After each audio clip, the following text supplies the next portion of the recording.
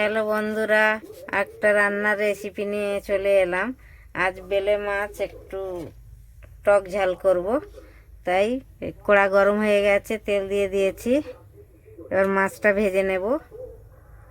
মাছ দিয়ে দিচ্ছি।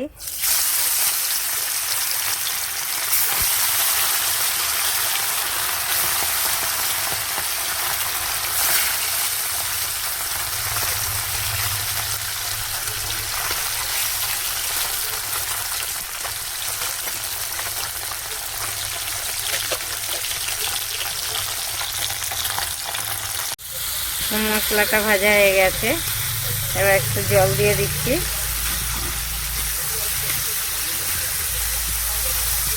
জল দিয়ে দিচ্ছি, অল্প একটু জল দেব।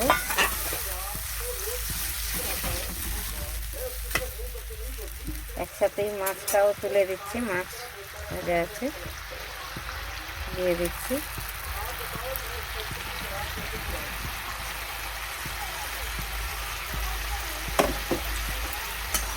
মাছটা দিয়ে দিচ্ছি, এবার একটু ঢেকে দেব।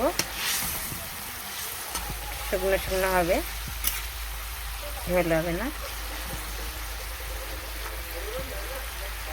একটু ঢেকে দিচ্ছি। হ্যালো বন্ধুরা, আমার মাছের ঝাল হয়ে গেছে, বেলে মাছের ঝাল। এবার আমি নামিয়ে নিচ্ছি।